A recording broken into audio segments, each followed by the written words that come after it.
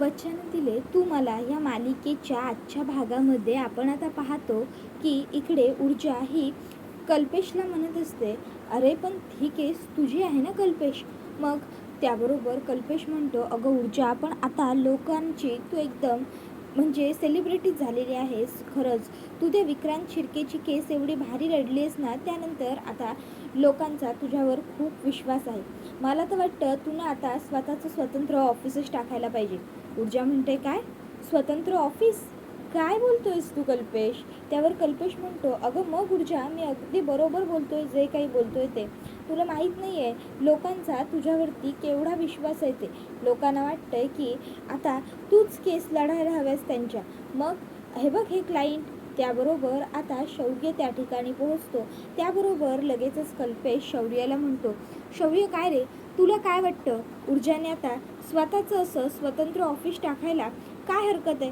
त्याबरोबर लगेचच शौर्यसुद्धा म्हणतो की हो हो, काहीच हरकत नाही आहे, मला सुद्धा पटतंय. त्याबरोबर मग ऊर्जा म्हणते, गप्प बसा रे, उगाचच्या उगाच काहीही बडबडू नका दोघंसुद्धा.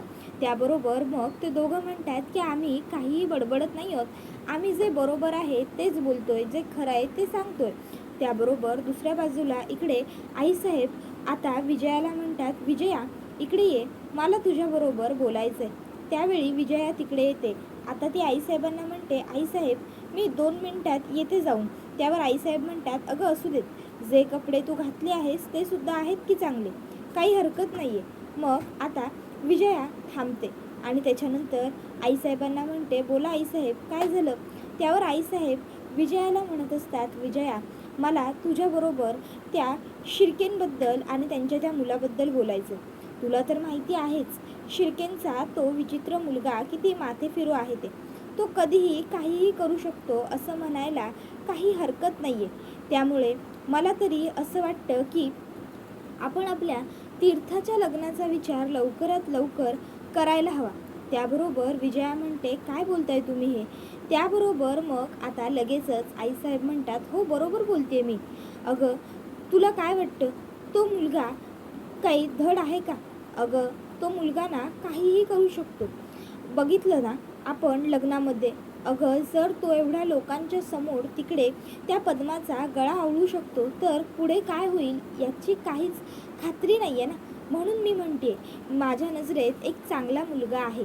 पण असं हर्षवर्धनचं म्हणणं आहे की सगळं काही तो त्याच्या हिशोबाने करणार तीर्थाच्या बाबतीत, म्हणून मी गप्प आहे. पण याविषयी तूच हर्षवर्धन बरोबर लवकरात लवकर बोललीस तर ते जास्त उपयोगी पडेल. त्याबरोबर विजया मी बोलेन त्यांच्याशी असं म्हणते आणि त्यानंतर ती तिकडनं निघून जाते. त्याबरोबर मग लगेचच आता दुसऱ्या बाजूला तीर्था ही तिच्या मित्राबरोबर असते. ती तिच्या मित्राला म्हणत असते, अरे जर तुला तुझी बाईक सर्व्हिसिंगला टाकायची होती तर तू नंतर आपल्याला ज्या दिवशी सुट्टी असेल त्या दिवशी टाकायची होतीस ना. त्यावर तो म्हणतो, अगं टाकली असती ना नंतर, पण मी काय करू, माझ्या गॅरेजवाल्याला आत्ताच वेळ होता ना म्हणून, आणि तुला तर माहिती आहे माझा तोच गॅरेजवाला फिक्स आहे ते. त्याबरोबर मग तीर्था म्हणत असते, खरंच बाबा तुझं सगळं कसं फिक्स असतं ना, सगळं एकदम व्यवस्थित टाईम टेबलप्रमाणे, मला तर तुझं खरंच काही कळतच नाही. त्याबरोबर मग तो म्हणत असतो की अगं तीर्था गोष्टी तशाच काटेकोर असल्या पाहिजे. बाय द वे काटेकोरवरून मला आठवलं, तो विक्रांत शिर्के त्याची केस तुझे डॅड लढतायत ना. त्याबरोबर मग मात्र तीर्थाचं तोंड पडतं. त्यावर तिचा मित्र म्हणतो, अगं काय झालं, मी तुझ्याशी बोलतोय तीर्था, कुठे हरवलीस? त्याची केस तुझे डॅडच लढतायत ना. त्यावर तीर्था होकारार्थी मान डोलावते. तसा लगेचच तिचा मित्र म्हणतो, अगं तुझ्या डॅडना सांग की तो मुलगा खरोखरच खरा बरोबर चांगला नाही आहे.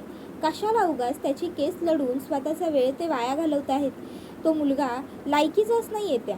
त्याबरोबर आता पुढे तो म्हणत असतो, आता ऑफकोर्स जर तुमच्या घराचे त्याच्याबरोबर काही संबंध असतील तर मग मात्र बोलणं चुकीचं आहे. त्यावेळी मग मात्र आता तीर्था गप्प होते पुन्हा एकदा. त्याबरोबर लगेचच आता तो विचारतो, काय झालं तीर्था, तू पुन्हा गप्प राहिलीस? त्याबरोबर मग आता लगेचच ती म्हणते, आपण रिक्षाने घरी जाऊया का? त्याबरोबर तो म्हणतो, अरे यार, खरं तर ना आज माझा चालत जाण्याचा खूप जास्त मूड होता, पण ठीक आहे, आता तू चालतही येणार नाहीस आणि बस तुला जमणार नाही. ठीक आहे, आपण रिक्षाने जाऊया, मी रिक्षा बघतो काय करायचं ते, थांब इथेच. आणि मग तो तिला तिथेच थांबवतो.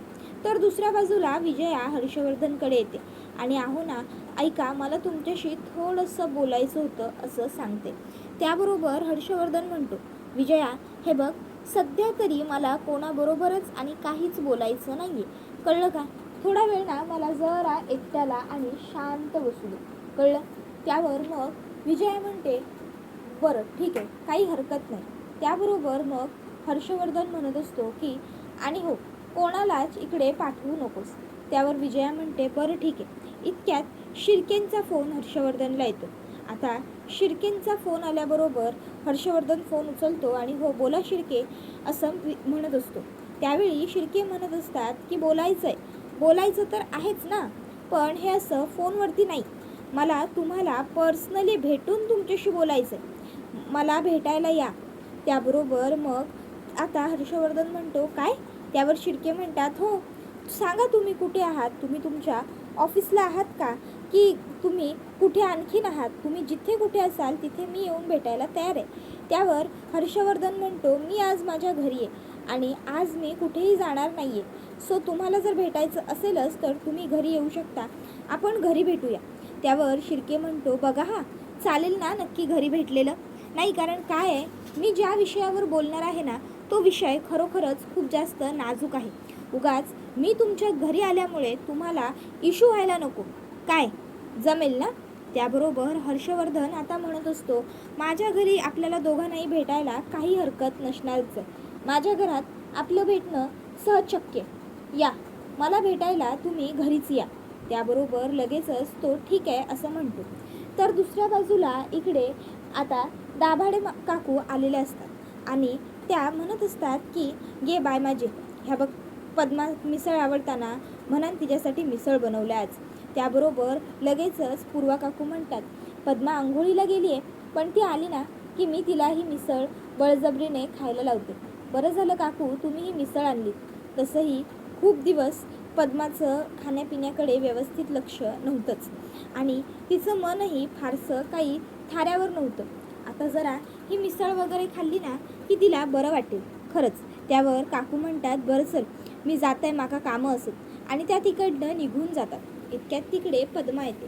पद्मा आल्याबरोबर लगेचच पूर्वा म्हणते, पद्मा, अगं हे बघ, तुझ्यासाठी हे मिसळपाव आणलेला आहे दळवी काकूंनी.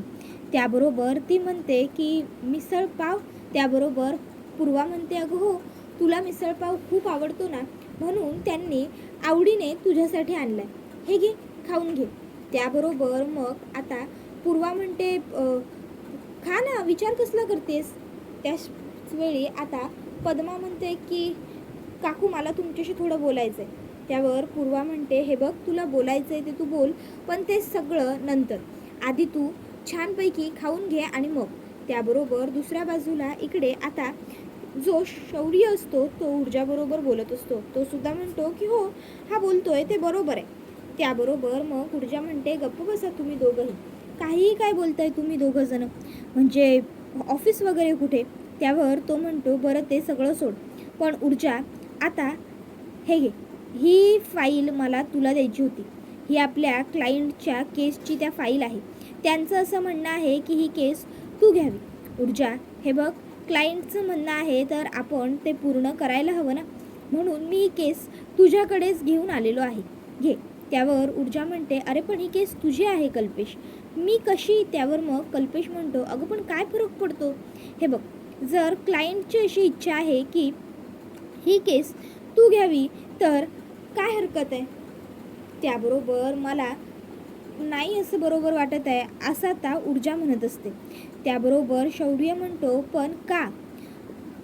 त्यावर ऊर्जा म्हणते, अरे म्हणजे मला कसं तरी होतं आहे. त्याबरोबर शौर्य म्हणतो की अगं पण काहीच गरज नाही आहे. त्याबरोबर मग आता लगेचच कल्पेश म्हणतो, बघ आता तू म्हणतोयस ना, आता ही घेईल बघ. त्याबरोबर मग आता लगेचच ऊर्जा हसते. त्याबरोबर शौर्य म्हणतो की ऊर्जा घे घे. त्याबरोबर मग आता ऊर्जा लगेचच ती फाईल घेते.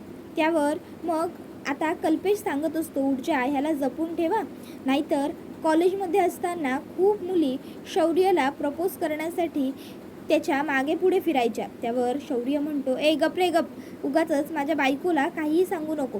ऊर्जा असं काहीही नव्हतं ग. त्याबरोबर आता लगेचच कल्पेश म्हणतो की ए मी प्रूफनिशी सिद्ध करू शकतो. इतक्यात शौर्याचा फोन वाजतो. शौर्य म्हणतो, मी आलोच ऊर्जा. आणि मग तो तिकडनं फोनवर बोलण्यासाठी निघतो. जाताना ऊर्जा कोणाचा फोन आहे विचारते, तर तो सांगतो की एका क्लायंटचा फोन आहे. त्याच्यानंतर शौर्य तिकडनं गेल्यावर दुसऱ्या बाजूला इकडे आता जी विजया असते ती बसलेली असताना त्या ठिकाणी हर्षवर्धन येतो आणि मला काहीतरी खायला दे पटकन विजया असं म्हणत असतो. त्याबरोबर विजया म्हणते, अहो इतकी घाई का हो, तुम्ही पुन्हा ऑफिसला चाललाय का? त्याबरोबर हर्षवर्धन म्हणतो, नाही मी ऑफिसला जात नाही आहे, शिर्के घरी येत आहेत. त्यावर विजया म्हणते, शिर्के का? त्यावर तो म्हणतो, अगं ते मला काय माहिती, तू मला खायला दे ना, का तू हेच सगळे प्रश्न विचारत राहणार आहेस? त्यावरती म्हणते की नाही देते. आणि मग ती पटकन आता हर्षवर्धनला पोहे सर्व करते. त्याबरोबर मग ती तिथे बसते आणि हर्षवर्धनला म्हणत असते, अहो ऐका ना, मला तुमच्याशी थोडं बोलायचं होतं. म्हणजे कालचं जे काही प्रकरण घडलं त्यानंतर मला तीर्थाचीच काळजी वाटते. आपण तीर्थाच्या भविष्याचा विचार करायला हवा की नाही हां, आणि आपण तीर्थाच्या लग्नाचं सुद्धा बघायला हवं. मी बघू का एखादा चांगला मुलगा आपल्या तीर्थासाठी, चालेल का तुम्हाला? त्यावर हर्षवर्धन म्हणतो, तुझे कान आईसाहेबांनी भरलेले दिसत आहेत. विजया, तुला किती वेळा सांगितलं मी, तुम्ही कुणीही यामध्ये लक्ष घालण्याची गरज नाही आहे. तीर्थाचं लग्न ते सगळं काय करायचं आहे ते मी बघून घेईन म्हणून. कशाला उगाच तुम्ही त्या गोष्टींमध्ये पडताय? त्याबरोबर मग मात्र विजया म्हणते, अहो पण बाहेर काय चाललं आहे? त्याबरोबर हर्षवर्धन म्हणतो, विजया माझ्या नजरेत एक मुलगा आहे, फक्त माझं सगळं कॅल्क्युलेशन व्यवस्थित बसू देत, मग बघ, मग मी स्वतःहूनच आपल्या तीर्थाबरोबर त्याची भेट घडवून देईन, घरातल्या सगळ्यांशी सुद्धा बोलेन, कळलं का? त्याबरोबर विजया म्हणते, अहो आता तुमच्या डोक्यात काय चालू होतं ते मला कसं माहिती असणार, पण आता तुम्ही बोललायत ना की तुम्ही सगळं बघाल म्हणून, मग माझी चिंताच मिटली. त्याबरोबर लगेचच आता इकडे दुसऱ्या बाजूला जी ऊर्जा असते ती म्हणत असते, मी आलेच कल्पेश. आणि आता ती उठत असताना कल्पेश म्हणतो, काय ग ऊर्जा, कुठे चालली आहेस? त्यावर ऊर्जा म्हणते, काय नाही रे, मी ते बोल ना, तू काय बोलत होतास? त्याबरोबर मग कल्पेश म्हणत असतो की ऊर्जा, अगं ही फाईल घे आणि हे डॉक्युमेंट्स एकदा बघ ना प्लीज. एकदा का तू हे डॉक्युमेंट्स तुझ्या नजरेखालून काढलेस की मग मी कसा मोकळा होऊन जाईन ना, मग माझ्या जीवाला काही टेन्शन उरणार नाही. हे घे. त्याबरोबर लगेचच ती म्हणते की हो, आणि मग पटकन ती फाईल बघते आणि म्हणते की अरे ओके आहेत सगळे डॉक्युमेंट, बरं छान. त्याबरोबर कल्पेशला ती म्हणते, पण ही खरं तर तुझी केस होती कल्पेश, जी तू मला देतोयस. कल्पेश म्हणतो, अगं ऊर्जा, उलट मला तुझ्याबरोबर काम करण्याचं समाधान तरी मिळेल, असू दे घे. त्याबरोबर मग आता ऊर्जा तिकडनं शौर्याच्या मागे येते. आता तिला शौर्यने पाहिलेलं नसतं, तर दुसऱ्या बाजूला इकडे आता पद्मा एक घास खाते आणि मग म्हणत असते, काकू खाल्लं मी आता, पण मला तुमच्याशी खूप महत्त्वाचं बोलायचं आहे, ऐका ना. त्याबरोबर मग लगेचच पूर्वा म्हणते, पद्मा मला माहिती आहे तुझ्या मनाची अवस्था आता फार काही वेगळी नसणार आहे. मला माहिती आहे तुला काहीतरी महत्त्वाचं आणि खूप काहीतरी बोलायचं असणार आहे, बोल काय बोलायचं आहे तुला? त्याबरोबर पद्मा आता म्हणत असते, काकू ते. त्याबरोबर त्या ठिकाणी आता दळवी काकू येतात. दळवी काकू तिकडे येतात आणि म्हणत असतात, काय गो, अजून तुम्ही दोघींनी खाल्लं नाही, काय चाललं असा मग तुमचा? त्याबरोबर पद्मा म्हणते, काकू मी खाल्लंय. त्याबरोबर मग आता त्या म्हणतात, नाही नाही असा कसा गो, आता मी ना तुका माझ्या हातानेच खाऊ घालतंय, म्हणजे तू बरोबर खाशील. त्यावर ती म्हणते की नाही काकू, खरंच नको, खरंच मी खाल्लंय, मी खाते ना हाताने. त्याबरोबर लगेचच दळवी काकू म्हणतात, गे बाय, म्हणजे बघितलास मी इलय खायच्या कामासाठी आणि करत काय बसतंय ता. त्याबरोबर लगेचच आता त्या दोघी तिला विचारतात, कशा कामासाठी आलात तुम्ही? त्यावर मग दळवी काकू म्हणत असतात, गी गो, आपले सावंत आहेत ना, त्यांच्या घरी 2 जुळी झाली असेल, तर आपल्या पद्माचा मन रमल मगे पोरे सांभाळून, म्हणाल मी पद्मा कामासाठी विचारू केलं होतं. त्याबरोबर पूर्वा म्हणते मला काय वाटतं काकू, नाही म्हणजे 2-3 दिवस मध्ये जाऊ देत, तिला आराम करू दे, त्यानंतर मग बघू. त्याबरोबर दळवी काकू म्हणतात गे बाय माझे कित्याक. हे बघ पूर्वा, उगाच ज्या झाला त्या कवटाळून बसूची काय एक गरज नसा. आपल्यासारख्या लोकांका आता जमनच नाही. आपण पुन्हा एकदा कंबर खोसून कामाक तयार राहूकच होया. कळलं काय तुका. हे बघ मी त्या सावंतांशी बोलून घेते, त्यांच्याशी बोलून तुका सांगतय, कळला. आणि मग लगेचच आता त्या तिकडनं जातात. त्याबरोबर मग मात्र इकडे जी पद्मा असते ती काय करू आता, मी काकूंशी कसं बोलू, बोलायचं राहूनच जात आहे असा विचार करते. तर दुसऱ्या बाजूला शिर्के हर्षवर्धनच्या घरी आलेले असतात. शिर्केंना हर्षवर्धन विचारतो काय शिर्के, चहा कॉफी काही घेणार का. त्यावर शिर्के म्हणत असतात की काही नको आहे मला तुमच्या घरचं, मी जे घ्यायला आलोय ना त्याच्याबद्दल आपण बोलूया. त्यावर हर्षवर्धन म्हणतो काय झालं, तुम्ही एवढे का चिडलाय. त्यावर शिर्के म्हणतात चिडू नको तर मग काय करू. PM ऑफिसमधून फोन आल्यावर मला वाटलं होतं प्रकरण फोनवरती थांबेल, पण तसं घडलं नाही. उलट प्रकरण आणखीन जास्त पुढे वाढत गेलं, प्रकरण तापलं. त्यावर हर्षवर्धन म्हणत असतो की प्रकरण तापलं मग म्हणजे. त्याबरोबर शिर्के म्हणतो बरोबर त्या ऊर्जाला आणि शौर्यला कसं कळालं की लग्न तिथेच होतं आहे. त्याबरोबर हर्षवर्धन म्हणतो ते मला माहीत नाही, मी अगदी काटेकोर काळजी घेतली होती तरी त्यांना कसं समजलं. शिर्के म्हणतो बरोबर तिने तुमचंच नाव का नाही घेतलं. त्याबरोबर हर्षवर्धन म्हणतो कदाचित मी तिच्या नवऱ्याचा वडील आहे म्हणून तिने माझं नाव घेणं अवॉइड केलं, त्यामध्ये माझा काय दोष आहे. त्याबरोबर शिर्के म्हणतो की बरोबर असं कसं काय घडलं. हां मला तर ना आता तुमच्यावरती काही विश्वास उरलेलाच नाही आहे हर्षवर्धन साहेब. म्हणजे कधी काय होईल आणि कधी काय नाही ना तुमच्या बाबतीत मला खरंच काहीच कळत नाही. त्याबरोबर हर्षवर्धन म्हणतो म्हणजे शिर्के तुम्हाला नेमकं म्हणायचं काय आहे. त्यावर शिर्के म्हणतात मला बरंच काही म्हणायचं आहे पण काय करणार, माझ्या दोन्ही लेकरांचा जीव तुमच्या दोन्ही पोरांमध्ये अडकलाय ना, त्यामुळे मला काहीच करता येत नाही आहे आणि काही बोलता सुद्धा येत नाही आहे. पण आता मात्र मी गप्प बसणार सुद्धा नाही आहे, लवकरात लवकर काहीही करा. त्याबरोबर तर इकडे शौर्य अर्पिताला म्हणत असतो अर्पिता काय बोल ना. त्याबरोबर अर्पिता म्हणत असते शौर्य अरे तुला काय सांगू, काल रात्री डॅड आणि विकी किती रात्री ओरडाओरड करत होते. त्याबरोबर शौर्य म्हणतो काय ओरडाओरड का गं. त्यावरती म्हणते अरे का गं काय, काल एवढा सगळा प्रकार घडला त्यानंतर रे विकीला रात्री घरी यायला सुद्धा खूप उशीर झाला. त्यावर शौर्य म्हणतो काय आरडाओरडा केला त्यांनी, काय झालं. त्यावरती म्हणते की मी खाली गेलेच नाही बाबा बघायला, मला तर भीतीच वाटली. त्यावर शौर्य म्हणतो दॅट्स गुड, बरं झालं तू नाही गेलीस, ते इट्स ओके, काही हरकत नाही. त्यावर मग ती म्हणते पण तू जे केलंस ना ते बरंच केलंस, ते सगळं तू तीर्थासाठी केलंस ना रे, पण आपल्या तीर्थासाठीच बरंच झालं ना ते सगळं. बरं असो, मी काय म्हणते शौर्य तू मला भेटायला कधी येशील. अरे या सगळ्या प्रकरणामुळे ना आपलं लग्न लांबणीवर पडतंय. आणि शौर्य मला आपलं लग्न लांबणीवर पडलेलं नको आहे रे, माझं प्रेम आहे ना तुझ्यावर. मग त्याबरोबर मग मात्र आता इकडे शौर्य जो असतो तो तिला म्हणत असतो तुला खरंच कळत नाही आहे का तू काय बोलतेस ते तीर्था अर्पिता. त्याबरोबर अर्पिता म्हणत असते शौर्य अरे काय बोलतेय म्हणजे काय, मी जे बोलते ते बरोबरच बोलते ना, माझं खरंच तुझ्यावर प्रेम आहे. त्याबरोबर शौर्य म्हणतो अर्पिता मला ना कळत नाही की तुझ्या समोर आल्यावर तुझ्याशी कसं बोलू आणि फोनवर तू माझं ऐकत नाही. अर्पिता म्हणते शौर्य अरे आपलं प्रेम ज्यांच्यावर असतं ना त्यांच्याबरोबर बोलताना असंच होतं, त्यांच्यासमोर काय बोलू आणि काय नको असं झालेलं असतं आपल्याला. त्याबरोबर शौर्य म्हणत असतो अर्पिता तुला कळत कसं नाही आहे, काल विक्रांतच्या लग्नात फक्त मीच भेष बदलून आलो नव्हतो तर माझ्याबरोबर ऊर्जासुद्धा होती. त्याबरोबर अर्पिता पॅनिक होते आणि म्हणते ऊर्जा, कोण ऊर्जा, तिचं काय संबंध. त्यावर शौर्य म्हणतो अर्पिता असं काय करतेस, कोण ऊर्जा, काय ऊर्जा शिंदे माझी बायको ऊर्जा. त्याबरोबर मग आता अर्पिता ही रडायला लागते आणि म्हणते शौर्य काय बोलतोस तू, तुला कळत नाही आहे का माझं तुझ्यावर केवढं प्रेम आहे ते, मस्करी नको करूस हा माझी अजिबात या सगळ्या विषयात. त्याबरोबर शौर्य म्हणतो अर्पिता ऐक माझं, प्लीज रडू नको, प्लीज शांत हो अर्पिता, प्लीज होल्ड ऑन.